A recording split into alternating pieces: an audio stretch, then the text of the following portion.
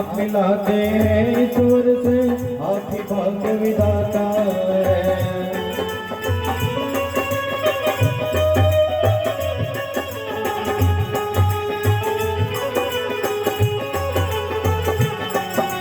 दुखिया मन को रोगी तन को, दुखिया मन को रोगी तन को मिलता है आराम आपके चरणों में। हे गुरुदेव प्रणाम आपके चरणों में हो, सारे तीर्थ धाम आपके चरणों में। हे गुरुदेव प्रणाम आपके चरणों में।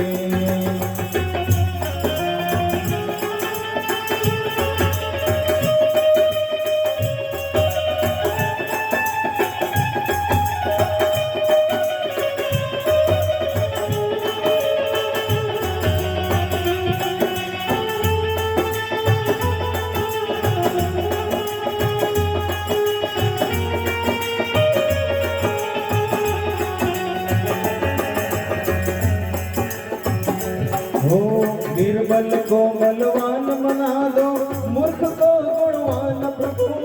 देव कमल अरवंशी को भी ज्ञान का वरदान गुरु।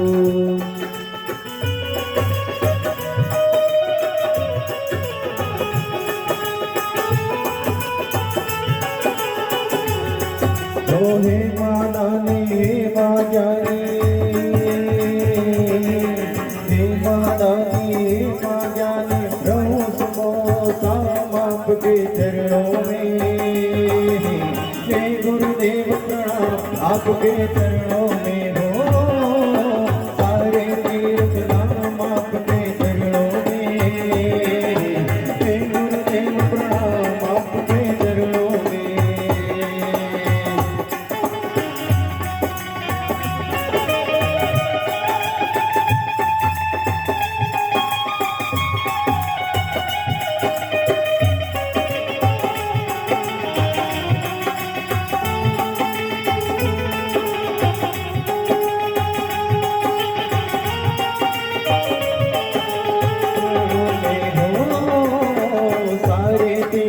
धाम आपके चरणों में। हे गुरुदेव प्रणाम आपके चरणों में हो, सारे तीर्थ धाम आपके चरणों में।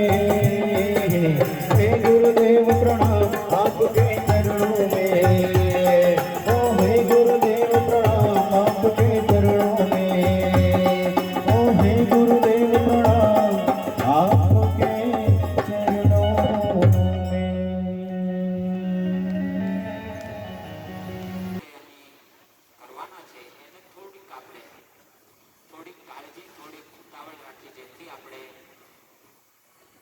કથાનું શ્રવણ કરવામાં આપણને મજા આવે, એટલે ખાસ કરીને દરેક ભાઈઓ સ્ટેજ પર આવે તેવો થોડીક ઉતાવળ કરે એવી વિનંતી છે. હવે હું દીપ પ્રાગટ્ય માટે આસમાનથી પાલખી લઈને પધારેલા સર્વે ભાવિક ભક્તોને વિનંતી કરું કે તેઓ અહીં બધા સાથે આવી અને આ અજ્ઞાનરૂપી અંધકારને દૂર કરી પ્રકાશ રૂપી દીપને પ્રાગટ્ય કરે એવી વિનંતી.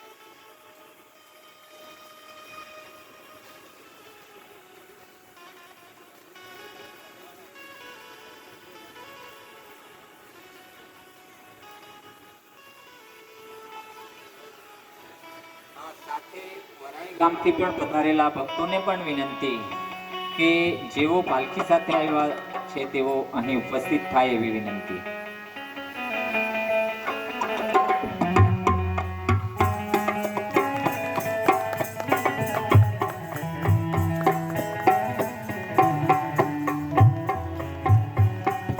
ખૂબ સરસ, આપણે એકવાર જોરદાર તાળીઓથી વધાવીએ.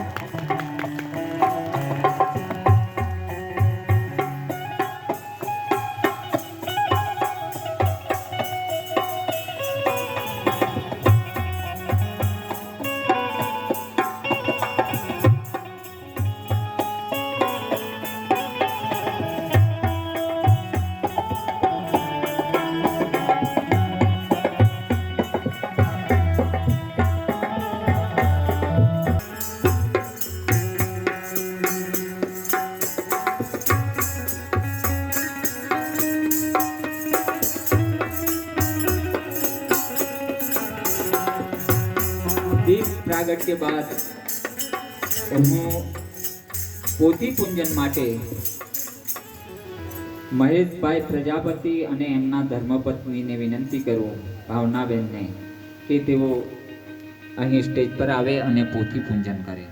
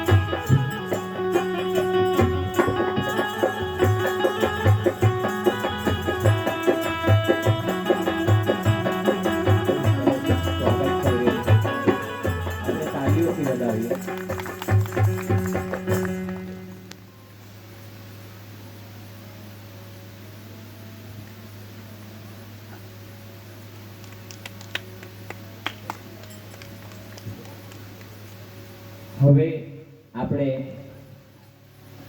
આપણા જ વક્તા,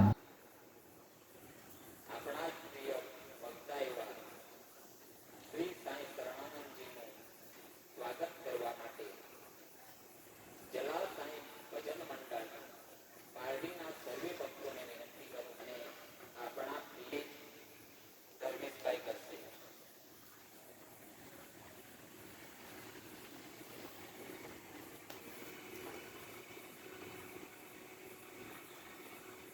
એમની સાથે પધારેલા કોયાભાઈ, વિશાલભાઈ ખલદરા તથા ધીરુભાઈનું પણ ધીરુભાઈ સગનભાઈ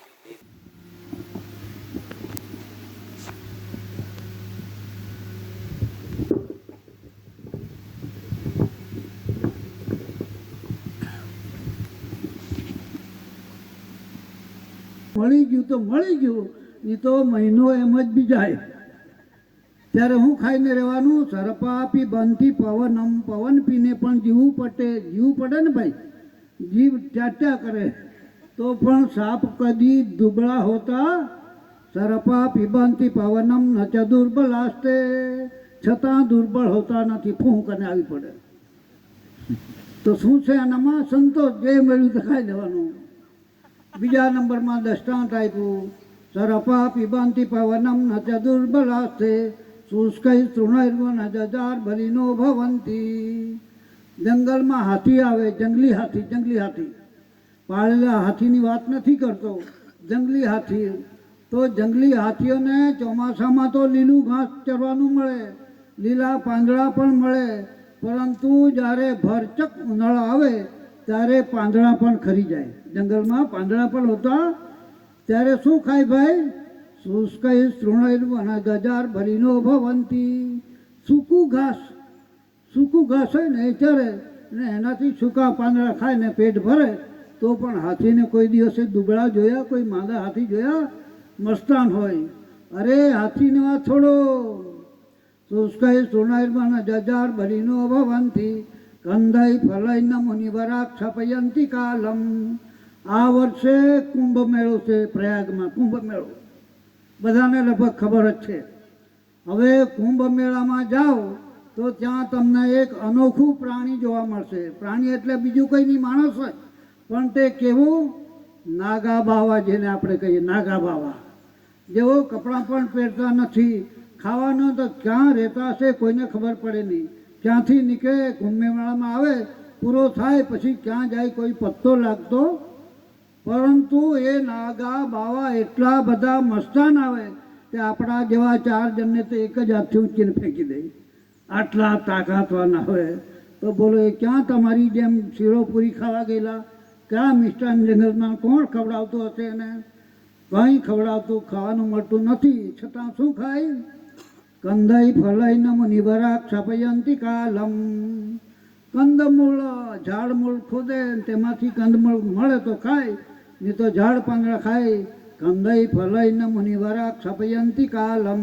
અને આ પ્રમાણે સમય પસાર કરે તેમ છતાં દુબળા હોતા. તો એનું કારણ શું? કારણ એ કે એમનામાં સંતોષ છે. જે મળ્યું તે ખાવાનું અને ન મળે તો કંઈ નહીં. તો એનું નામ સંતોષ. આપણે પણ જે હાલતમાં હોઈએ તે હાલતમાં, જે કુટુંબમાં જે ઘરમાં જન્મ લીધો હોય ત્યાં આપણને ભગવાને બહુ સારી જગ્યાએ આપણને ગોઠવણી કરી છે એમ માની લેવાનું. ઘણા લોકો રોદણા રડે કે ભગવાને ફલાણા મારે બાજુવાળાને આટલો મોટો બંગલો આપ્યો, આટલું સુખ સમૃદ્ધિ, અને મારી પાસે સાયકલના ટાયર બી નહીં બદલાય. ભગવાને કેમ પક્ષપાત કર્યો મારી બિલકુલ બાજુમાં? ત્યારે આપણે કહેવું પડે કે એમણે કોઈક પૂર્વજન્મના સારા કર્મ કરેલા હશે તો એનું ફળ આજે મળે. તું પણ આવું કંઈક શુભ કર્મ કર, જેથી કરીને આવતા જન્મમાં તારે પણ બંગલો અને બધું મળી જાય. માટે બધાએ બળી મરવાનું નથી, બળવાનું નથી, પણ શું કરવાનું? રડવાનું. આપણી ભાષામાં શું કહે? બળવાનું નહીં પણ રડવાનું. અને કેટલીક વાર એવું આવે, કેટલીક જૂની વસ્તુ હોય તેનું જોઈને આપણે કર્યા કરવાનું નહીં. જેવો જેવો જમાનો, જેવો યુગ તે પ્રમાણે જીવવું પડે. ઘણા લોકો એમ કહે છે કે ના ના, હવે તો આ બધા તમે લોકો સુધરી ગયા, લહેંગા પહેરો, સત્સંગ કરવા જાઓ, ના પેન્ટ પહેરો, ના તમારે તો ધોતિયા પહેરવા જોઈએ, કથા કરવી હોય તો. અમને પણ ઘણા કહી છો જયંતિભાઈ. તો એમને મારે કહેવું પડે, પુરાણમ હિતે વન સાધુ સર્વમ ન ચાપી કાવ્યમ ન ચ મિત્યવધ્યમ સંત પરીક્ષાન્ય તરદ ભજંતે મૂઢ પરપ્રત્યનેય બુદ્ધિ. જેટલી પુરાણી વસ્તુ છે એટલી બધી સાચી જ છે, અને તેવું જ કરવું જોઈએ, તેવું જ આપણે પણ જીવ્યા કરવું જોઈએ. એવું આવતું આપણા બાપ દાદા લંગોટો પહેરતા ને ભાઈ, હમણાં આવતી, હવે પહેરાય આપણને. તો જેવો જેવો યુગ પરિવર્તન પ્રમાણે જીવવાનું હોય છે, યુગ પરિવર્તન પ્રમાણે ચાલવાનું હોય છે. એક નાનકડું દૃષ્ટાંત આપ્યું છે. એક મા બાપ હતા, પતિ પત્ની બંને હતા, પણ બંને આંધળા હતા. સાંજ પડી, પત્ની આંધળી છતાં ઠીકરી ચડાવે ચૂલા પર, રોટલા બનાવે, જાડા જાડા રોટલા બનાવે. હવે રોટલા બનાવતી જાય અને એની બાજુમાં પતિ બેઠેલો, એટલે પતિને રોટલો આપતી જાય, એટલે તો મૂકી રાખ, પછી બંને જણા આપણે સાથે જ જમીએ, બંને જણા સાથે જમીએ, મૂકતી જાય. હવે પેલો પતિ મૂકતો જાય, એમ કરતાં 2, 4, 5 જેટલા રોટલા બને તેટલા પતિના હાથમાં પેલી પત્ની તો આપી દે, પણ બંને આંધળા છે. પણ બને એવું કે બંને જણા આંધળા એટલે એમને દેખાતો નથી. પતિ તો રોટલા બાજુમાં મૂકે, થપ્પી મારે, પણ એક કૂતરો બલાડી આવે, બિલાડી, અને બિલાડી રોટલા લઈને ભાગી જાય ને ખાઈ જાય. હવે થપ્પી પૂરી થાય, રોટલા પૂરા થાય ગણતરીના, એટલે પત્ની ઉઠે અને પછી પતિને પૂછે કે લાવો હવે આપણે રોટલા બંને જણા વેચીને ખાઈએ, 2 રોટલા. પેલો કે આમ હાથ લગાવે, ના રોટલા તો નથી અહીંયા, કોઈ લઈ ગયું. પત્ની કે અરે લબાડ, તારી જ કરામત, તું એકલો ખાઈ ગયો, મને મૂકીને તું બધા રોટલા એકલો ખાઈ ગયો. ત્યારે બંને વચ્ચે ઝઘડો થઈ ગયો, તો એકલો તું લબાડ છે. ત્રીજો માણસ એણે જોયું કે આ બંને જણા ખોટો ઝઘડો કરે છે, ખોટો ઝઘડો. કારણ કે રોટલા તો બનાવે, એને આપે ખરા, પણ પતિને થપ્પી પેલી બિલાડી લઈ જાય. એટલે પેલા ત્રીજા માણસે કહ્યું, ભાઈ તમે ઝઘડો ન કરો, તમારા રોટલા ત્રીજી વસ્તુ લઈ જાય છે, બિલાડું અથવા કૂતરું લઈ જાય છે, માટે હવે તમારે સાવધાની રાખવાની. તો શું કરીએ? તો કે લે તમને લાકડી આપો. ત્રીજા માણસે લાકડી આપી, અને તમારે પેલી રોટલા બનાવે તો તમારે ભાઈને આપે, એટલે તમારે ઠપ ઠપ ઠપ લાકડો ઠોક્યા કરવાનો. એટલે લાકડો ઠોકે એટલે સ્વાભાવિક છે કે બિલાડ અથવા કૂતરી ભાગી જાય, આવે નહીં, એટલે રોટલા સલામત થઈ ગયા. હવે વાંધો નહીં આવે, હવે બંને જણા વેચીને ખાવા લાગ્યા. વર્ષો વીતી ગયા, એમની ઉંમર થઈ ગઈ, એટલે એમને એક છોકરો હતો. છોકરો અને છોકરી, પછી છોકરાના ઉંમર લાયક થઈ ગઈ એટલે એમના લગ્ન કર્યા. પણ છોકરો તો આંધળો ન હતો, દેખતો હતો, એટલે એમની વહુ પણ સારી આંખવાળી લાવી હશે ને ભાઈ, એટલે આંખવાળી છોકરી વહુ પણ આવી ગઈ. હવે પેલા તો ઘરડા તો સાઈડમાં રહી ગયા, પણ વહુનો વારો આવ્યો. વહુ રોટલા બનાવે, પેલાને આપે એટલે પેલાને તો એવું કે મારા બાપ કરતા હતા તેવું મારે પણ કરવું પડે, એટલે લાકડો લઈને પેલો ઠપ ઠપ ઠપ કરે. રોટલા આપતી જાય, પેલો લાકડો ઠપ ઠપ કરતો જાય. એટલે પેલી વહુએ પૂછ્યું કે સ્વામીનાથ, તમે આ લાકડો લઈને ઠપ ઠપ કેમ કર્યા કરો છો હું રોટલા આપું ત્યારે? ત્યારે પેલો ભાઈ કહે છે કે આ તો વાત એવી છે કે અમારા કુટુંબમાં રિવાજો જ એવો હતો, અમારા બાપ દાદાથી રિવાજો જ એવો કે રોટલા બનાવે, પત્ની રોટલા બનાવે તો પતિએ લાકડો ઠોક્યા કરે, એ અમારો રિવાજ, એટલે મેં ઠપકારું. ત્યારે પેલી પત્નીએ પૂછ્યું કે તારા મા બાપ દેખતા હતા કે ના, એ તો આંધળા હતા. ત્યારે ત્રીજા વ્યક્તિ એમ કીધું કે ભાઈ આ રિવાજ બેવાજ કંઈ હતો નહીં, પરંતુ આ તો આંધળા હતા એટલે એના રોટલાના રક્ષણ માટે લાકડો ઠોકતા હતા. આપણે તો એવું નથી, આપણે બંને દેખતા છે, ત્યારથી તે લોકોએ રિવાજ બદલી કાઢ્યો. કૃષ્ણ કનૈયા લાલ તો આપણે પણ અત્યારે બધા આદિવાસીઓ સુધરી ગયા. હવે આપણે લંગોટીવાળા રહ્યા. હવે આપણે માછલી પાર નદીમાં પહેલાં રેલ આવે ને તો અમારા વડવા લોકો બધા છોકરીઓ લઈને જાય ને માછલી પકડવા જતા કે ને ભાઈ, જતા ને. કોઈ વાર તહેવાર, દિવાળી આવે, વાઘ બારસ આવે ત્યારે મરઘા કાપતા આવતા, બકરા કાપતા આવતા, ભગત લાવતા આવતા. જરાક બીમાર પડે એટલે સીધા પહોંચી જાય ભગત પાસે અને ભગત કાઢી આપે. આ તો આમ કરો અને આ તો બાજુવાળી કરી મૂકેલું છે અને આ તો તારે જરાક આગળ વધ્યા ને એટલે દેખીને કાંઈ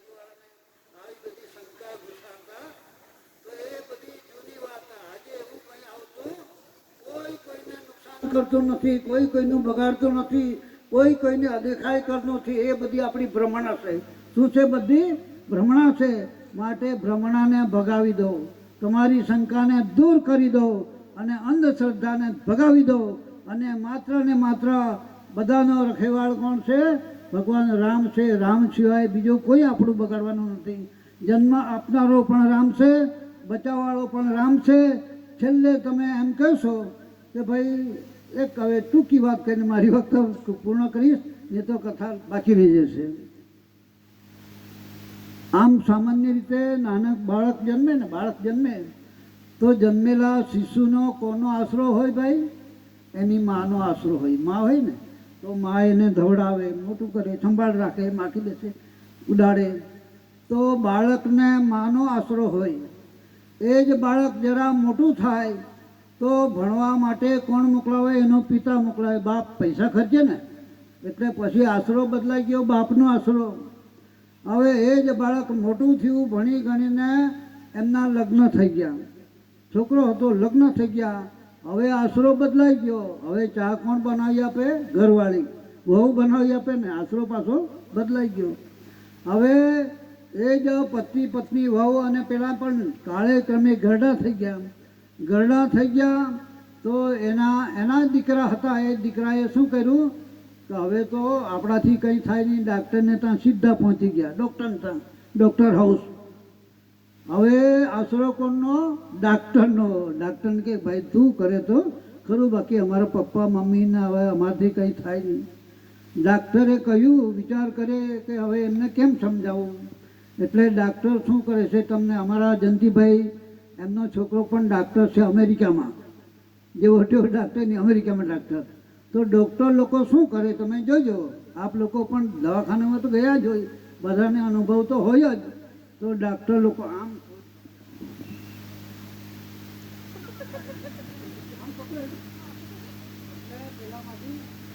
દવા ખેંચે, આમ કરે,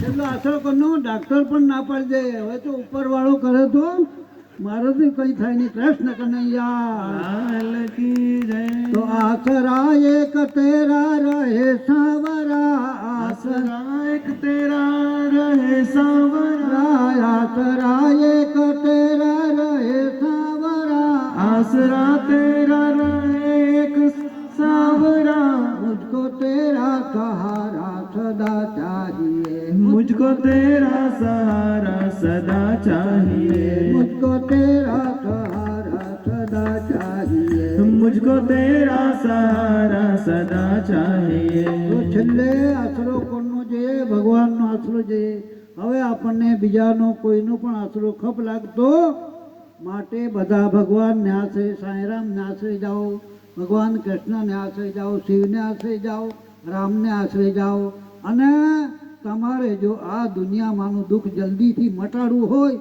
તો ભગવત ભુવાઈની પાસે જવા કરતાં હનુમાનજી મહારાજ પાસે જાઓ પ્રત્યક્ષ દેવતા છે ભૂત પિશાચ નિકટ નહીં આવે મહાવીર જબ નામ સુનાવે નાશે રોગ હરે સબ પીરા જપત નિરંતર હનુમંત વીરા બોલે પવન સુત હનુમાન કી તો આટલું કહીને મારી વાણીને વિરામ આપું છું ઓમ શાંતિ શાંતિ શાંતિ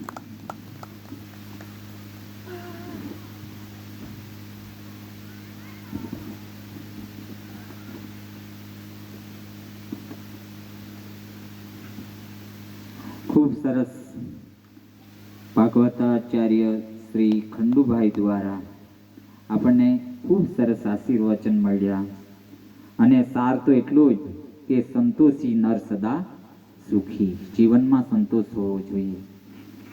હવે